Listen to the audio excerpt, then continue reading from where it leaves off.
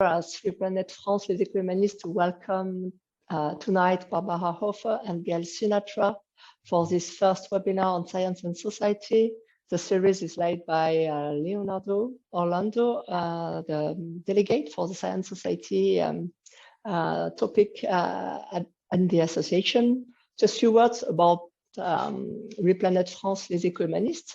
It's an association established 2 years ago with the objective to contribute with a scientific-based approach to the global discussions on challenges our societies are currently facing.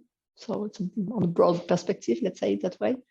And the association based all its actions, it's a think tank association. So all its work on 3 fundamental and interdependent objectives that are the human development, flourishing biodiversity, and climate stabilization. And all of this on the ground of science and knowledge. So now I let Leonardo introduce Barbara and Gale and the topic of the day. Thank you. Thank you, Caroline, for this. Thank you, everybody, for being here. Good evening for those that are in Europe. We are truly delighted tonight to have 2 very well-known researchers. For those of you that are in this field, it's an honor to welcome Professor Barbara Hofer and Gale Sinatra. Professor Hofer is Professor of Psychology Emeritus at Middlebury College, and she's a Fellow of the American Psychological Association.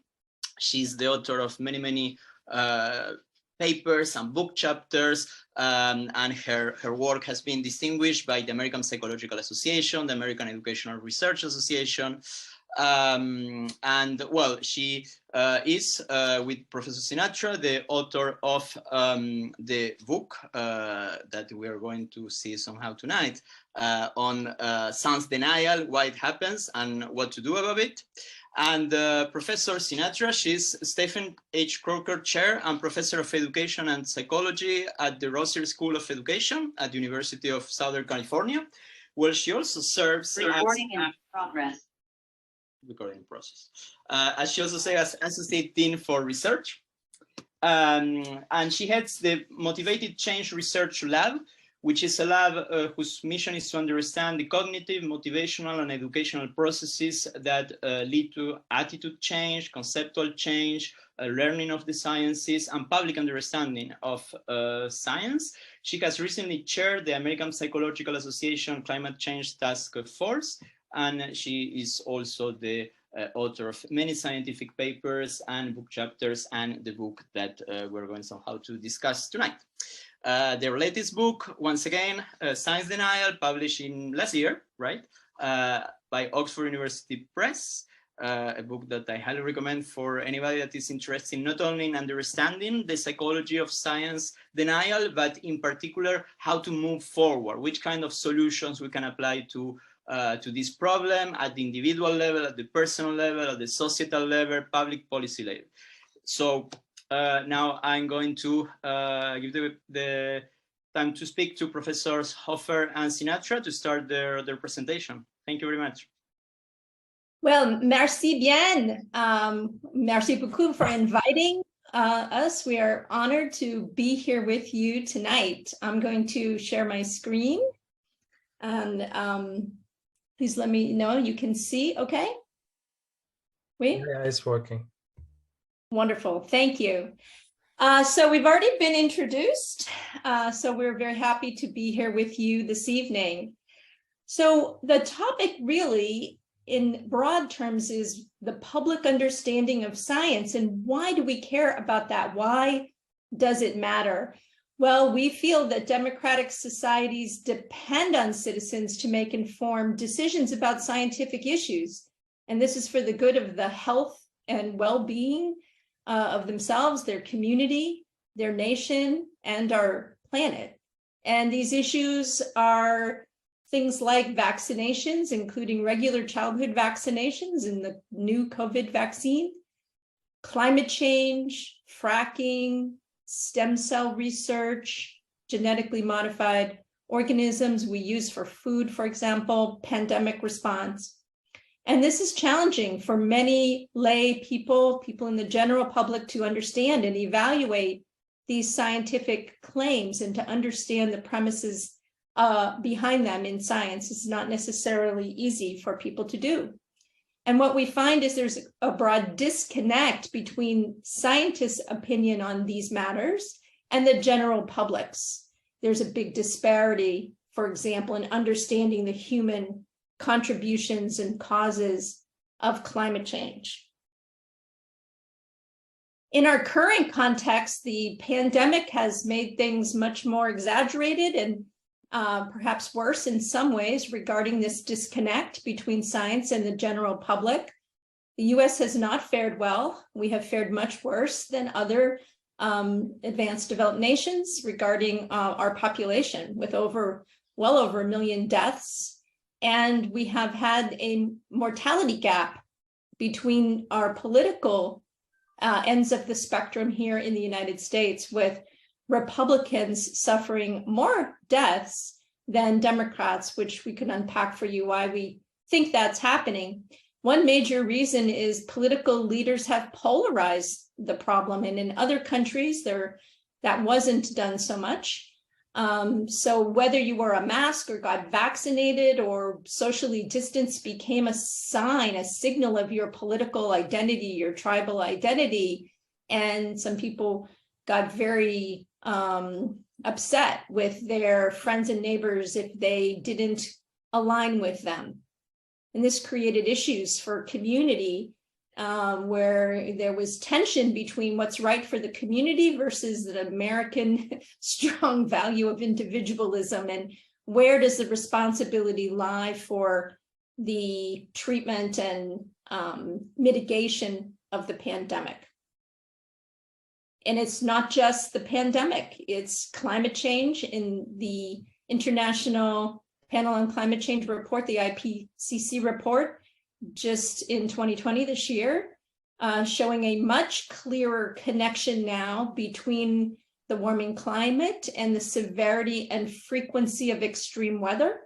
And yet there are still many in the US who have doubts about the role of humans and are delaying action, particularly around fossil fuels, which is very controversial in the United States. So the big question is why, and what can we do? In the United States, we need to improve our science education. It is not very good in the United States. We do not have national standards. We do have something called the Next Generation Science Standards, which are recommended national standards, but in the United States, they are not required. In the United States, all education is controlled locally at the state and even district within the state level. So these are good standards, but they're not universally adopted by any means. The Next Generation Science Standards says that content knowledge is not enough. Many of these topics are very complicated and difficult to understand. And students need the skills to evaluate scientific evidence. And this pretty much transcends what content we're teaching. Scientific literacy is more than knowledge in general. We know that. Barbara and I have done a lot of research on that. And it's important to communicate to students not only what scientists know, but how they know that. And the Next Generation Science Standards do recommend talking about the origin, production, and validation of scientific knowledge. And again, if the standards were broadly adopted, we feel that would help. They also talk about the limitations of science because, of course, science itself doesn't have all the answers. So one of the things that AAAS has done, and that's the American Academy for the Advancement of Science, is lay out 4 basic principles that scientists accept. And this is ideally the premise of some of those national standards that Gale talked about. This is included there. And these may seem obvious to you if you're a scientist, but in fact, at least in the US, these are not communicated very well in public classrooms, but that the world is understandable through systematic study, And yet science can't provide complete answers to all questions. We found that Stephen Jay Gould's idea about the non-overlapping magisteriate turns out to be particularly important for people who think that somehow science is in conflict with religion, which is not the case. And scientific knowledge is durable, it lasts, it builds on prior knowledge, and it also is subject to change. And this last piece there is been particularly problematic and in the ways that Gale and I have studied it, because we found that individuals often confuse tentativeness for uncertainty. They think, oh, this idea that scientists have tentative claims means they don't really know anything. And that's been really problematic, because what we know is that scientists use increasingly accurate approximations to describe phenomena in the world as new information becomes available, as new tools become available, and it gets modified over time. And this is something we should actually celebrate, not disparage. And yet many got a crash course in this during the pandemic. I think in the early year, where, remember, a novel coronavirus means we never saw it before. And so we were being told to wipe down our groceries, thinking maybe it was communicated that way. And then when scientists realized that it was a respiratory communication issue, then suddenly we weren't wiping down groceries anymore. Gale and I celebrated that. Oh, good, we know more now. Yay, science is figuring this out. And yet we were doing a lot of interviews at that point and realizing that what was happening is that a lot of people thought that was science flip-flopping. This is a problem. Scientists can't make up their minds. They don't know what's going on. But this is a flaw in education. So why trust science? Naomi Oreskes, who is a historian of science at Harvard, has laid out some just basic sort of claims that we just want to review here. But one is that science relies on empirical evidence. It's carefully collected and analyzed. There's a process for all of this that scientists follow. And it builds on prior findings, accumulating evidence over time, discarding ideas that are not corroborated. It's a collective enterprise that relies on peer review and expert vetting of ideas, theories, and results. I'm always amazed when I teach research methods at the college level, how many students have no idea what peer review is. It's a term they've heard all their lives, not all their lives, but certainly through high school, but they don't know what it means. We need to explain what that means and why we trust it, but with limitations, because as we know, science is not infallible, and we have too many examples of that, but it's self-correcting. If you think of the classic things that we are troubled by, like Wakefield's claims in the Lancet years ago that autism was caused by vaccinations, we know how science corrected that and how quickly, and yet he's still a hero to many people in the anti-vax movement. And then one other thing we want to point out here is what's called the value of a scientific attitude. So Lee McIntyre, who's a philosopher of science, talks about the importance of having openness to seek new evidence and a willingness to change one's mind in light of new evidence. And this is not just for scientists or to teach in science classes. I know at my own institution, I've advocated that this is something we really want all students to graduate with. We want them to have that sense that evidence matters and that you can change your mind when you see new evidence. And I've written some about how teachers can go about communicating that and why it's important across disciplines. Yet we have science denial, doubt, and resistance. So as we know, these are persistent issues. I don't think when Gale and I started this book, we had any idea just how much worse it was going to get. But we initially even sort of shied away from putting denial on the cover of the book, thinking, oh, you know, that's sort of the extreme case. And yet it happens. And it's a belief-based stance. It's a rejection of evidence. Climate change is a hoax. The earth is flat. Vaccinations cause autism. All of those have been so resoundingly disproved, and yet people cling to them as a belief system. And mostly, this is what we think of as cafeteria denial. So people choose what to believe and what to deny. The people who go to the Flat Earth Conference every year take a car or fly and seem to trust the science that gets them there. They're not walking there, but they deny that the earth is round.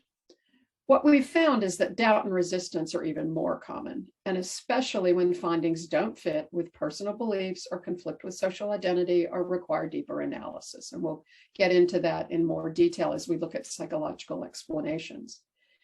It can also be manufactured. So Naomi Oreskes and Eric Conway have written a book talking about the ways in which the tobacco industry and the petroleum industry, for example, have used the same playbook, even used the same publicists to foster doubt, to manufacture it, to get people to think, oh, maybe they don't really know, maybe this isn't certain. But skepticism, we want to point out, is a healthy part of the scientific process. So we want to be skeptical if we're scientists. We want to press for alternative explanations. We want to actively scrutinize others' work and revise when we see a preponderance of evidence. It's also a good thing for individuals to be skeptical. We need to be skeptical about claims from questionable sources, whether they're advocating using crystals to heal cancer or injecting bleach to cure COVID or whatever it might be. And we want to really be skeptical about any findings that sound like that, and then to try to find out what's valid. I think of a number of examples that came out early in the pandemic when people were really worried about whether to get vaccines or not. And there were a number of people who thought, oh, it's going to cause infertility. But when they spoke to doctors, they found out that was not the case. And there was a woman who was interviewed by the New York Times, 25-year-old, who said, oh, I was wrong. I think it's good to be skeptical, but it's not good to be ignorant, which we would affirm. So a caveat here, we are all susceptible. It is not as though this is an us and them issue, that some people are prone to doubt and resistance and others are not. Some are certainly more prone, we know that, but it's not as though we all escape this. So we all need to be vigilant. It's also a challenging issue of communication. How do we communicate science? A journalistic value, particularly in the US, is balanced reporting. And balanced reporting is if you say one side of an issue, you must report on the other side of an issue. But this causes public confusion if it's about a scientific issue that has been fairly well resolved. Like Barbara said, you would not want to put someone who has vaccine hesitance for scientifically incorrect reasons up against someone who has taken the vaccine. That's not a good practice. And yet we did see a lot of that in reporting in the US. So the popular discourse then begins to veer away from the scientific discourse, and balance can become bias. So if you portray a scientific issue as 50-50, when the scientific evidence is 70, 80, 90% in favor of the scientific point of view, you have presented something that actually is biased and not balanced. So we know that this has been changing. It's a good thing because it's been giving disproportionate visibility to science denialists. And in fact, the BBC has now prohibited putting a climate denier up against a climate scientist in interviews. They just don't do that anymore. And we are seeing somewhat less of it in the United States as well.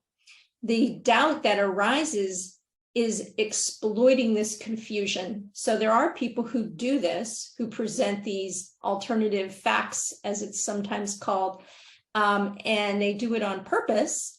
And that creates a great deal of confusion over how certain a scientific issue really is. So how do you make sense of scientific claims in a digital world? Obviously, science denial itself is not new. It goes back centuries. We know people denied Galileo's work and Darwin's work.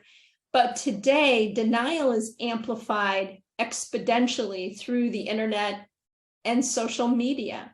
So we have information out there, and that's great. But we also have a lot of misinformation. And as I just mentioned, we also have disinformation. So disinformation is when people know they are spreading misinformation and they continue to do it. We also are all in our own echo chambers and filter bubbles. And so our online social media tends to show us more of what we have liked or been interested in the past and less of alternative perspectives. And over time, very quickly, in fact, it restricts what we see and reinforces what we already believe.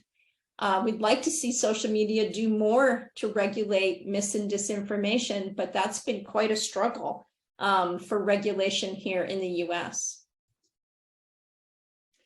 So what we need are skills for evaluating information, and we need to constantly update them. And one of the things that's surprising is how little people know about algorithms, these basic organizing principles of digital life that are so seldom understood. And the lack of understanding is a problem because what we see can affect our attitudes, our beliefs, our behavior, and science denial can grow in the process. So Facebook will feed you more of what you like, and it doesn't matter to them if it's a set of falsehoods about an election, about vaccinations, whatever it might be. And that's really problematic. I mean, I think what happens is that people don't really understand how it works. Again, with my own students, I've been stunned when they think that the top 10 hits on Google, for example, are likely to be more accurate, more valid, more reliable, and they have no idea that those are not the criteria on which Google selects what to return to you. And these are proprietary algorithms. We don't know exactly how they work. And online sources can be very difficult to assess for validity, accuracy, and bias. Sam Weinberg at Stanford did a lovely study of thousands of high school, middle school, high school, and college students, and then was shocked by how many were easily duped when he had them evaluate websites.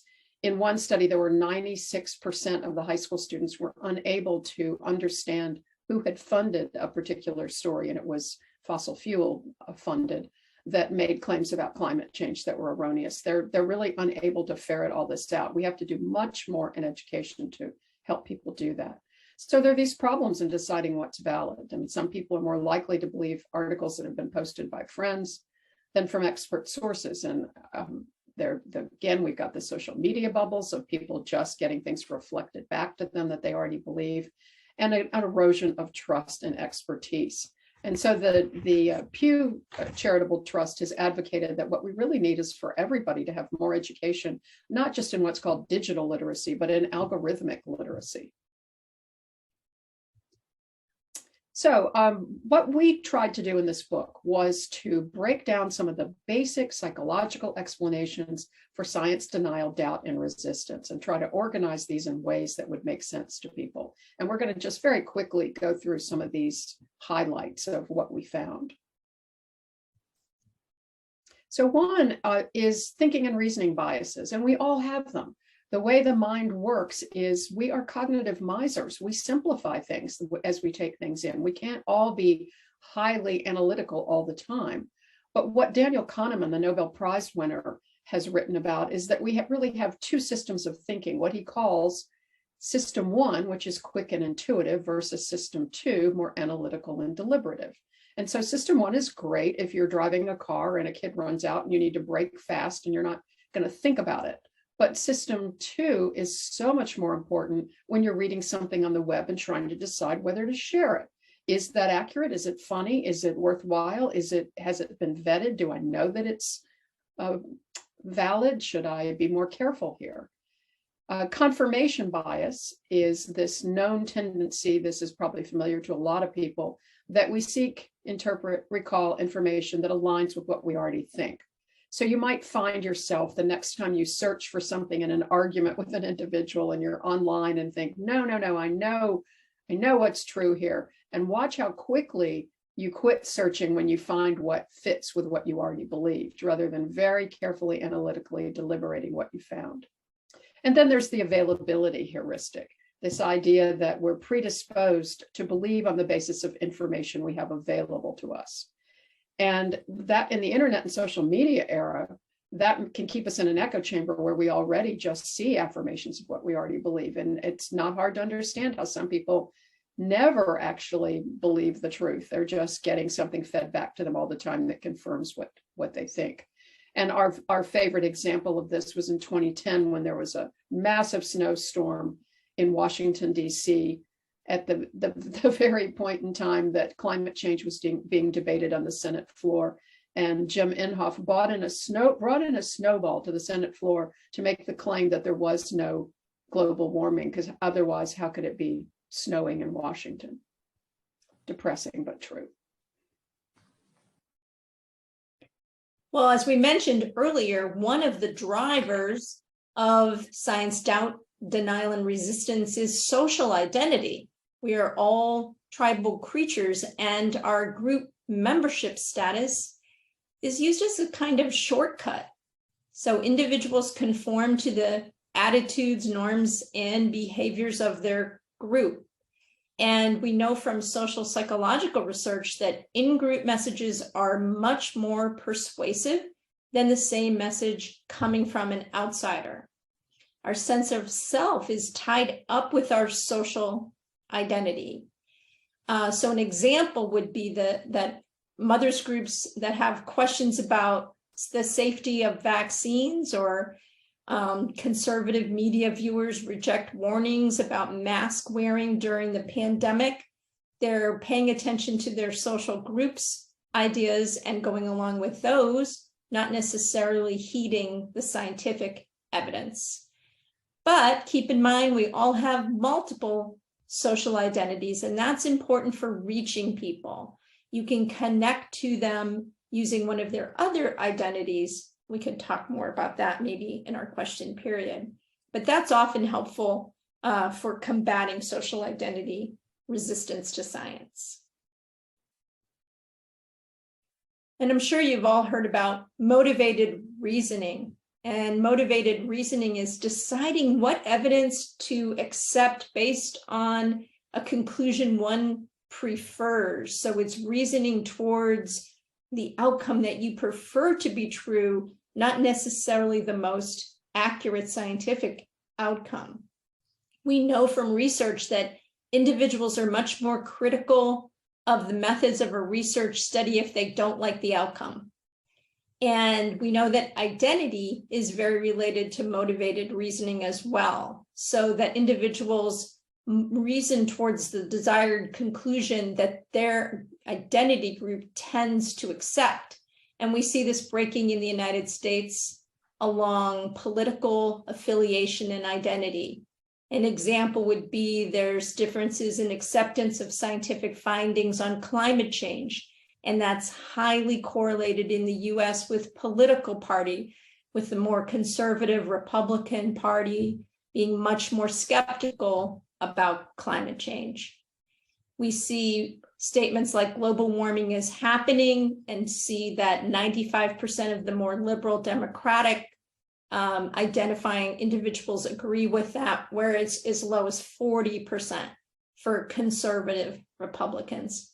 We also see liberals in the US are much less likely than conservatives to accept expert research on the safety of nuclear and nuclear waste storage. And so it isn't the case that one political party is fully accepting of science and the other is fully in resistance or denial of science. It really depends on the issue, and it breaks down differently in the US depending on political affiliation. Another psychological construct that you probably have not heard of as much, but which we have found really helpful in our research on public understanding of science, is that of epistemic cognition.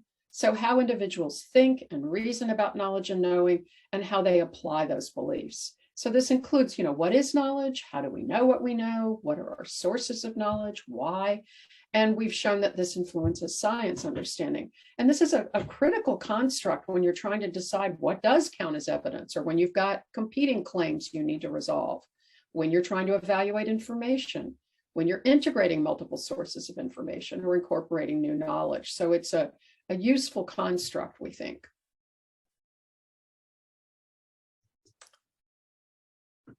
One model is a developmental model of epistemic cognition. I'm just going to go over this quickly, but I think it turns out to be useful as we think about people we might have interacted with, or about our own beliefs about knowledge. And this is a 3-point model that says that some people think as absolutist. They think that knowledge is dualistic, it's certain, it's right and wrong, it's black and white.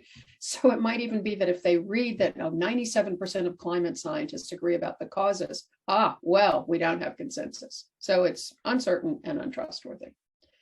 Multiplist thinking, by contrast, is that all knowledge is tentative and relative. There's no basis for assessing knowledge claims. So scientific claims are just one set of opinions. And I think this has turned out to be, both of these have turned out to be very useful for politicians who marshal in here and think about, well, how do I reach people who want one set of truths, and how do I make sure they know that I'm the one delivering the set of truths? Or how do I get people to think that all knowledge is relative unless they listen to me?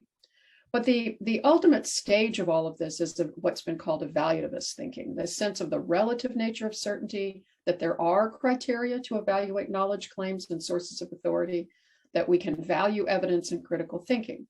In the studies that have been done in the US, in particular, the evaluativist thinking is unfortunately quite rare. This is not the common way in which most adults think, and I don't think that's going to surprise any of you who read news about what's going on in the US. Another related construct is that of epistemic trust. In other words, what knowledge do we accept as reliable and valid? And that too can be influenced by social identity. We can choose who we trust to deliver valid information because of our social identities. And again, back to echo chambers and filter bubbles and all the ways in which we are seeing information from people who already think the way we think. But what we also need to do is recognize there are reasons for distrust, and especially in the US among minority communities. So the Tuskegee Institute, for example, led a number of African Americans in the US to be very suspicious of health studies, for example, and of medical authorities. We also need to recognize that individuals have more than one epistemic authority. So in one study, for example, it turned out that 70% of people who were vaccine hesitant said that if their pastor recommended it, they would listen to them. And yet that's not an authority that we often think of in the same way as somebody who would dispense medical advice. But we can learn from community examples of where trust has been built. So in the US, for example, there were churches that fostered vaccine encouragement. There was one church, a very large church in the South, where there were a number of deaths early on in the pandemic. And the minister began to open up vaccination clinics right after church every Sunday so people could get them there. So what can we do about science denial? A major part of our book was to move beyond the explanations that we've offered you, but elaborating those in obviously much further detail than we have here, but to really look at, well, what is it we can do about science denial? So what can individuals do? Go back to Lee McIntyre's notion of the scientific attitude, figure out how to cultivate that and nurture science appreciation in others. If you're in the classroom, you have an opportunity to do this all the time.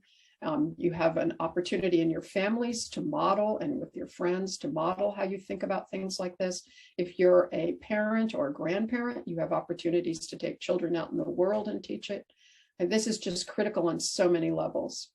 We also can all improve our search skills, how we evaluate scientific claims and sources. There's so many resources online for how to do this now. Some wonderful organizations have sprung up, and we've been giving talks to a number of them about how people can go about doing this. We can also all be aware of our own cognitive biases and motivations in our reasoning. So getting really honest with ourselves about where are we biased and how do we come to terms with that? And learn to talk and listen to other people, and begin with listening with curiosity, compassion, and openness. I think this is the ideal in many ways of figuring out how not to just jump in and start arguing, but how can you really listen to where another person is. And I have found myself in the last couple of years, instead of thinking, oh, wow, how can they believe that? I try to ask myself, who benefits from having gotten them to think that way? There are many ways in which that takes me a long way towards understanding how someone got to think what they think. And of course, one of the most important things we can all do is vote for those who value, support, and fund science, and who base their policy decisions on evidence. This is the only way we're going to change climate issues, for example, is to really put people in power who can make those choices that are scientifically backed. So Barbara was just talking about how important it is to develop your skills for sourcing information online. And my colleagues and I have written about this, and we recommend that and you read something online that's a scientific quote unquote fact, that you stop, you step back, you be vigilant, you employ that system one thinking. You want to step back and think about, should I go forward? What should I do? Not just share it immediately. Scan the article. Ask yourself, is this explanation plausible? And how do I know? You can employ fact-checking techniques. One thing we recommend is to read laterally, not just vertically, which means open up a new window and try to assess the source of the information. Do they have the appropriate expertise? What might their possible motives be? And then evaluate the connections between the evidence sources and alternative claims. In other words, is there an alternative claim to this? And what does the evidence suggest? Does it support what they're saying, or does it support an alternative? And at that point, you can reappraise your own judgment about the plausibility of the claim, and then come to another tentative judgment, and only share information you verified, and not just share what you know, but share how you know it. This sounds like a lot of steps that takes a long, long time, but in fact, having trained students to do this, once you get facile at it, it can go relatively quickly. We write in the book a lot about what educators can do. We would like educators to improve their own scientific understanding, to teach about the nature of science, hearkening back to what Barbara was saying about the epistemology of science. How does it know what it knows? And to foster this scientific thinking, scientific attitude in all students. We are hearkening to our students and teachers to use real world applications of their science and let students choose what they explore in different areas of inquiry. We ask educators to be aware of their own beliefs, attitudes, and their own identity, as well as their students. And recognize students' emotions in the classroom. They can respond very emotionally, and teachers need to be prepared for that and be ready to handle those situations. And as we mentioned before, fostering digital and algorithmic scientific literacy are key challenges for educators. We talk a lot in the book about science communicators. We need more science communication with the general public. We need them to write about how scientists know what they know, much more than just what they know.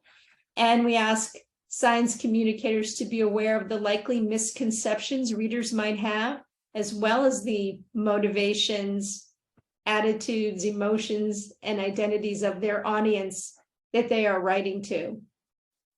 They should provide the evidence for a claim, not just the scientific claim. And as we mentioned, avoid both sidesism when reporting on settled science, because this can create bias and a lack of understanding of the science itself. We also talk about what policymakers can do in the United States. And we recommend that policymakers hire and listen to science advisors and use empirical evidence as a basis for policy support. We hope they will support education standards that emphasize how to think over what to think, push back on ignoring the factual basis of claims, which happens a lot, unfortunately, in our political discourse in the United States. We would like to see demands for more rigorous preparation of teachers in the United States to have more science background. And we really would like to see this last one, social media being pressed to become more responsible, transparent, and accountable about their algorithms and pushing people towards certain facts or misinformation. So we'd like to thank you for your time and attention, and remind you of one of our favorite sayings from Neil deGrasse Tyson, the astrophysicist: when you deny science, you delay political solutions.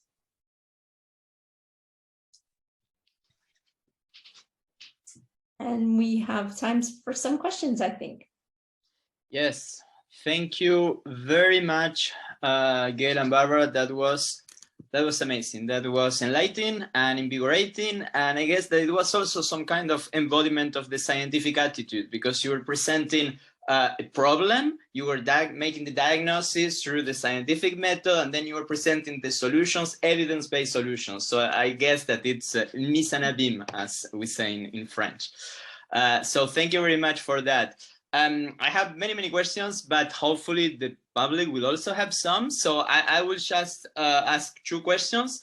And then we will go to public. But the first one will be, and it's the one that we were talking before the start of this, because I guess that with the pandemic, you mentioned that, you have mentioned that in talk, you already mentioned that because, well, in the book that was written, I guess, also a lot during the pandemic, there were institutions in several countries that lost a lot of public trust during that moment. And of course, people that were already waiting for political reasons, they prey on that. And for example, where in France, we were having every Saturday demonstration of the anti-vax people, etc. In the US, I know that there are some people that don't trust in them anymore. And here in France, one that usually used is the one the spokesperson of the government in April 2020. So really just at the beginning of the week, she claimed that masks were not necessary at all. And in August, masks become mandatory. And for a lot of people, this was, of course, for well, we cannot trust the government. So my question for you on this, and this is the first question, is, sorry, Leo, could you maybe try, because I think we both have problems understanding you because you're hacking. Maybe you can ask your question without the video, just to make sure that it goes through. Sorry for interrupting.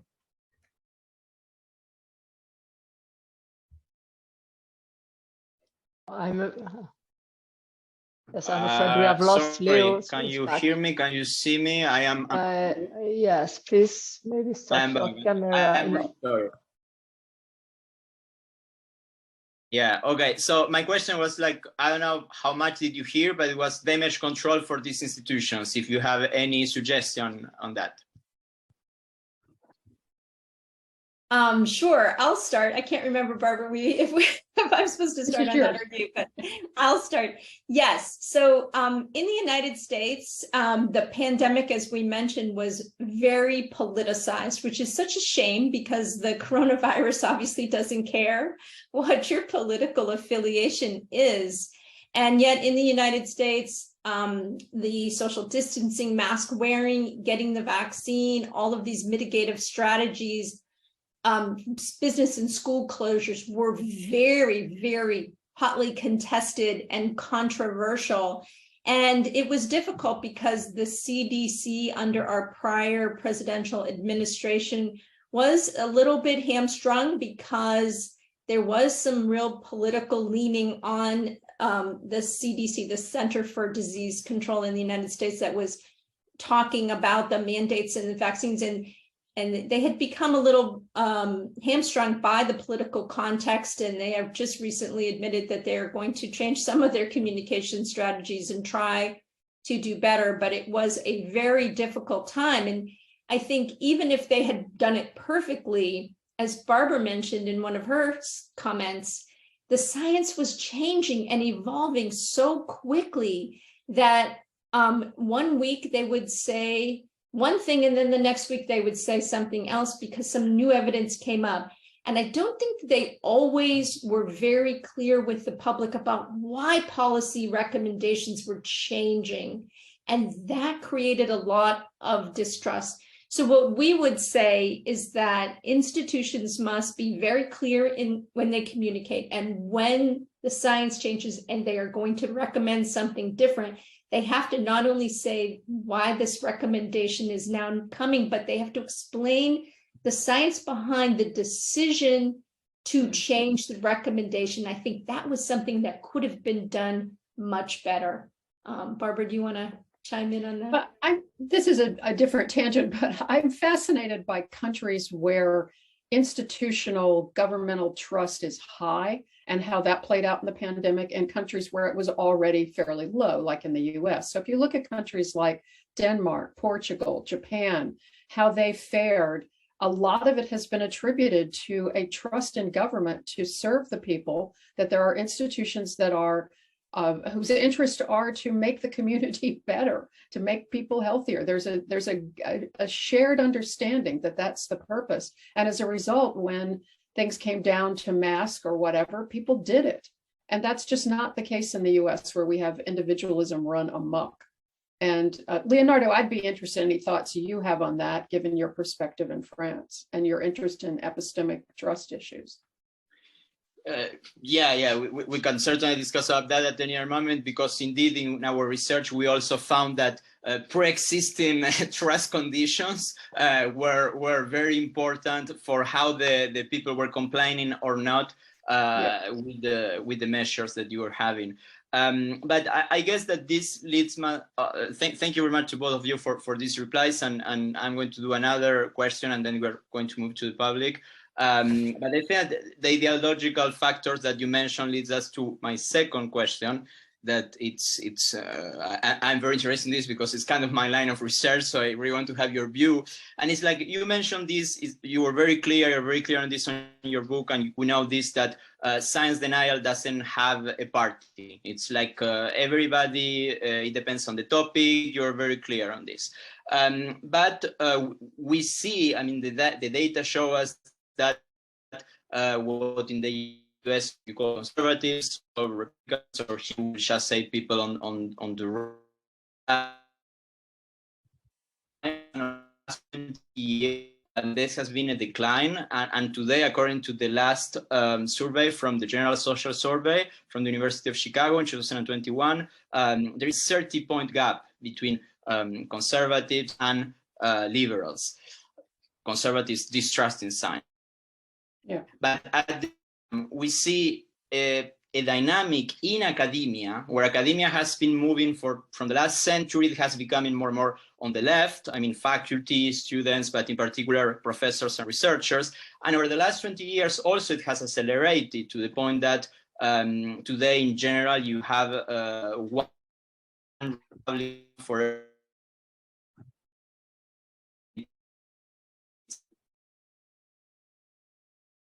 in the. I'm sorry, do but you see any relationship in these two trends? In seconds. Oh, really? Okay. But okay, so the thing was, if you see any relationship between these two trends, like academia becoming overwhelmingly on the left and conservatives distrusting more and more science, do you think that there is any kind of possible relationship on this? Barbara, I'll let you chime in first on that if you'd like. I want to be careful about correlations here. You know, that I don't know that we know that anything is causal just because these things are coexisting. But there's also a correlation with trust in science and education. We know that the more educated people are, the more likely they are to value science, value evidence, etc. So I'm not persuaded that there's somehow a link here. Other than that, I think it has served one political party well in the US to build distrust in science. And that has become extremely problematic, and to build distrust in higher ed. I mean, we have a crisis in the US in terms of the number of people who are really discouraged and distrustful of higher ed as well, and who think there's some agenda there that is political. So I think, Gale, you can jump into this more. I would agree, but I would say that there is more distrust being fomented of all institutions from the extreme conservative right. So government, people not even trusting in the United States, the post office, like simple governmental agencies. So it's really medical establishment, drug companies, political parties. So it isn't just a distrust of science, but there has been some fomenting of distrust more on the right than the left in established institutions. And some of that, I think, is coming from people who are fomenting that on purpose to undermine trust in public institutions, which is something that's going on quite a bit in the United States. All right, thank you. We had a question from Adam. I don't know whether you want to read it out loud or should I do it? I can try to read it. Hello, Great, hey everybody. Greetings from Poland. My question is, what is your advice on handling established scientists that propagate very bad science? An example is German Scientists for Future that are extremely anti-nuclear. They have big influence on youths in Germany, but their knowledge about energy systems is extremely biased and they are celebrities. Yes, this is a very important issue. As Barbara mentioned, science, doubt, denial, and resistance is something that cuts across ages, it cuts across political parties, and it even cuts across science itself. One of the things we see is scientists who maybe talk about scientific issues well outside their area of expertise. So we see that quite a bit. And so perhaps this person is outside their expertise, or their knowledge is dated, or they are subject, as we all human beings are, to our own political biases. And when scientists let their political biases come into their stances on science, of course, that's as bad as, in many ways, worse than every citizen who does that, right? So it is definitely problematic, and it's very difficult to combat, Adam. I think we encourage people to look at people's expertise, to look at, are they giving you advice about vaccines, but they're a chemist, not not an infectious disease doctor. Like, what is their expertise? Do they really have the right expertise? Who funds their research? Is it someone funded by, a fossil fuel company, and they're saying that fossil fuels aren't as dangerous for climate change as other scientists are saying? So you have to interrogate that, but it is a big challenge, because as soon as public sees, oh, there's a professor or a scientist who disagrees, oh, it must be a very controversial point. It must be that scientists don't know. So they can do a lot of damage if they're speaking from bias or outside their area of expertise. Or even within their area of expertise, which is maybe what you're talking about. I know we had 2 climate scientists in the US who got a disproportionate amount of airtime. This is back to Gale's point in science communication and about bias and how it is bred by this both sidesism that goes on. But this notion that these 2 guys could get airtime whenever they wanted it to talk about how climate change wasn't real sounds parallel to maybe some of the things you're talking about, Adam, in terms of nuclear energy in Germany, that somebody's got a platform and they're using it. And then to try to counteract that, I think you have to marshal the best evidence you've got and be out there getting attention in the same media, figuring out how to respond, writing the editorials, combating it with information that you have and with a knowledge base that comes from scientific evidence. Thank you. I've got a question for you, but maybe there are some others from our guests here that would also like to ask a question before me. If you do, manifest yourself, please, here on the chat or raise your hand. If not, then I would like to ask a question, because you were talking about policymakers and their role in this whole process. But in a country such as the US, where you've got a pretty big mistrust in the institutions, if the institutions are engaged into promoting science, isn't it a bit contradictory to what they're trying to achieve, that there are people who are very against science, and it's gonna only make them even more distrustful when it comes to the efforts that the state is pursuing? So what's the role of the state, how to do it effectively? That's my question. That's a really great question. We just passed in the United States a climate bill that had climate mitigation funding on a national federal scale that we've never done before. It's modest actually compared to what's needed, but it was a major step. And you're right that because it was passed under Democratic administration of President Biden, people who don't like Biden don't like the bill, and so it's tough when we are making decisions about science based on political affiliation and party affiliation, and not about the science. And so you are right, when the government does push, a science agenda or science steeped in science policy, then it gets pushed back. Of course, from people who are skeptical. As educators, we both do a lot with K-12 education, and, we feel like this is something that has to be done better in K-12 education right from the beginning, so that students grow up to be better consumers of science. And that's really something we think would help a bit, but we admit that it's an uphill battle in our deeply polarized society. Thank you very much. I think that Guillaume wants to ask a question. Guillaume, if you can open your microphone. It's a Guillaume without any surname. Oh. Can you hear me, Guillaume? Oh, maybe he cannot. Oh, yes. So because we see the question in chat. Barbara, you've spoken a lot about. Oh yes, there is one. Sorry.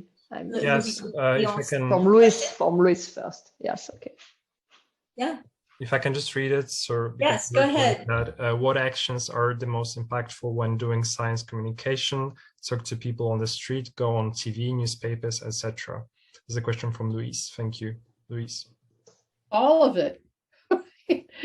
All of it. You want to reach out wherever you can. You want to take the opportunities to interact with individuals where you can have some effect. And again, as Gale mentioned earlier, think about social identities and how people are complex individuals with many social identities. I gave a public talk and afterwards met with someone who said, I want to talk with you because I'm what you would call a denier, and I want to get your ideas and understand them. And so we had this really good session where he was a climate denier, but by the end, I honestly felt I'd made progress because I found out we were both grandparents, and I could appeal to him as a grandparent, not as a hardcore Republican who was opposed to climate changes, but realized that when I said something about what's the planet going to be like for your grandchildren, he softened. He came into the conversation. We could talk about how we really cared about that, and he conveyed his fears,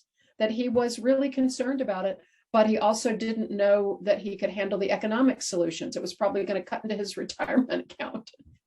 So we talked about that versus the long-range planet for the future. So having those individual conversation matters, but it also matters to write your local paper, to elect politicians who support science, to vote, to get other people out to vote who do that. It is so critical in all our countries right now, where we see them teetering on the bridge of getting rid of democracy and moving in more authoritarian practices. We need to move people in there who really do support the kinds of things that we all are talking about here. And one thing that I would add to that is to listen to what their concerns are and ask them questions. Why do you think that? Who did you hear that from?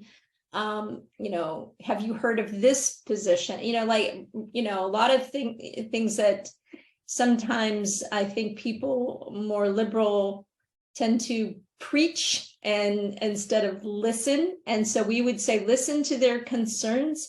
An example would be my niece was hesitant to get vaccinated because she heard from her Facebook friend that it caused infertility. She's incorrect about that, but instead of me saying, oh, that's dumb, that's silly, why do you think that? Instead, I was just like, well, I think that's something that's very concerning. You need to be sure that that's right. So I recommend you talk to your doctor, you find out more information. And she did, and she got vaccinated and went back to her friend and told her that was not a concern, and the friend got vaccinated. So less judgmental, more listening, more empathy. Thank you. So is Guillaume with us, the Guillaume who wanted to ask a question? Or, yeah, I haven't seen Guillaume asking, like raising his hand, but we have a unmuted question. himself. Sorry? He has unmuted himself, so I guess he can ask a question. Guillaume? We cannot hear you. It's strange because your microphone appears as unmuted, but we cannot hear. Oh, now it's muted again. Don't know why. Or maybe you can try to write in the chat, and in the meantime, we take the question of Faustine. Yes, so Faustine asked a question. So the link between political opinions and trust in science is now quite obvious. You've shown it brilliantly. If our political leaders were more reliable and trustworthy, would populations be more inclined to agree on scientific matters? That's the question. I think so. I think that's what Barbara was saying when she said that certain countries that had trusted their government more had better vaccine uptake. And so certainly the mistrust of political leaders is undermining their ability to communicate about scientific issues, because what is happening in the US is, if it's coming from the other political party, you know, people don't believe it when they say the sun is out and the sky is blue. They don't even believe basic facts that they can confirm with their own eyes. Some of the things that people are believing are so 90 degrees wrong, and yet they continue to insist upon them because their political leaders are saying them. And that's a fever we hope will break eventually in the United States, but right now it seems to be worsening. And if you distrust everyone from the other side, then you distrust everything they're saying. It becomes very difficult to communicate about science. Thank you very much. So Guillaume, you said you will try on a chat. I don't know, we haven't received your message. Do you still have a question? If you do, then please let us know. Other than that, are there any other people here that have questions? Otherwise, I guess that we are going to conclude, except if Guillaume wants to manifest himself, but we need to liberate our dear Professor Hofer and Professor Sinatra. Okay, sorry, I'm not putting the video because it seems that there is some problem in my connection, so I am leaving it like that in order to be audible. Sorry that you cannot see my curly hair. Okay. So I guess that's it, and I would say on behalf of everybody, we are truly grateful for this presentation. It was great for what we do, and I guess that also people from all over Europe in other branches of RePlanet that I see have joined must I guess also be very interested in this. So thank you very, very much once again. Thank you. Merci beaucoup. For votre participation. We can say that the next webinar, we'll be happy to host Lee McIntyre. You have cited him. Actually. Yes, we're a big fan of his work. Big fan. Okay. So maybe you can on November the 29th of November. November 29, also at 8 p.m. Paris time. So thank you very much, Barbara and Gale, and for everybody else, see you next month with Lee McIntyre. Yeah. And please follow our social media for those who don't follow us on social media, on LinkedIn and Twitter. And there you'll find surely the link to the recording once it's ready, and the information on the upcoming webinar that will happen at the end of November. So thank you very much, and thank you, professors. for joining. Thank you. Merci beaucoup. Merci. Bonsoir. Au revoir. Au revoir.